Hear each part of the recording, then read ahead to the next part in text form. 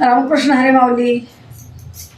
मागच्या व्हिडिओमध्ये आपण ऐकलं की प्रत्यक्ष प्रभू रामचंद्र तसेच भगवान श्रीकृष्ण हेही श्री गुरूंना शरण गेले.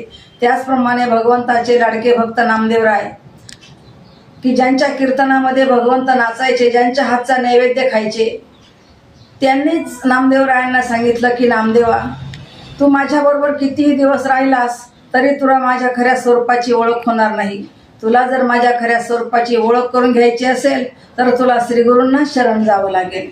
म्हणून तुकाराम महाराज म्हणतात, नामया शरण भगवंताशी, भगवंत तरी प्रत्यक्ष त्याशी, हरिशी कवी नामयासी, सद्गुरु विन सुखाशी न पविजे. तुला जर माझ्या खऱ्या स्वरूपाची ओळख करून घ्यायची असेल तर तू सद्गुरूंना शरण जा. औंढा नागनाथ येथे जा.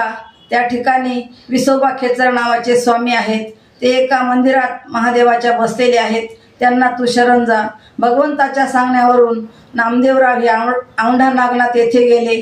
तेथे जाऊन पाहता तो काय आश्चर्य, हे जे स्वामी होते ते भगवंताच्या पिंडीवर पाय ठेवून झोपलेले.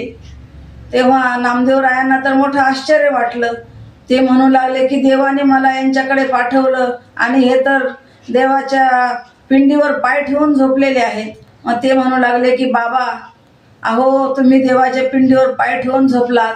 तेव्हा ते म्हणू लागले की बाबा, मी वयस्कर आहे, माझे पाय मला उचलत नाही, तर ते थोडे बाजूला ठेव. म्हणून नामदेवरायांनी त्यांचे पाय उचलले आणि बाजूला ठेवण्यास गेला तो काय आश्चर्य, त्या ठिकाणी ही पिंड तयार झाली.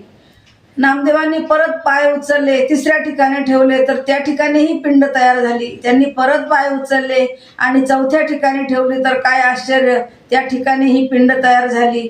आणि मग नामदेव महाराजांच्या लक्षात आलं की हे कोणीतरी सिद्ध पुरुष आहेत.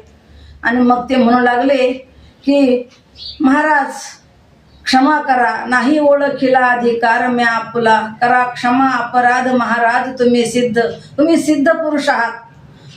तर भगवंतानेच मला आपल्याकडे पाठवलेलं आहे, तर माझ्यावर अनुग्रह करा. मग विसोबा खेचर स्वामींनी त्यांना अनुग्रह दिला. नामदेवरायांनी त्याचा अभ्यास केला आणि त्याचा अभ्यास केल्यानंतर नामदेवरायांना साक्षात्कार झाला. आणि नामदेवराय स्वतःच म्हणू लागले की नामा म्हणे खेचर पायी, ओळखी झाली सर्वा ठाई, खेचर विसा केला गुरु, तेव्हा झाला साक्षात्कार. धन्यवाद.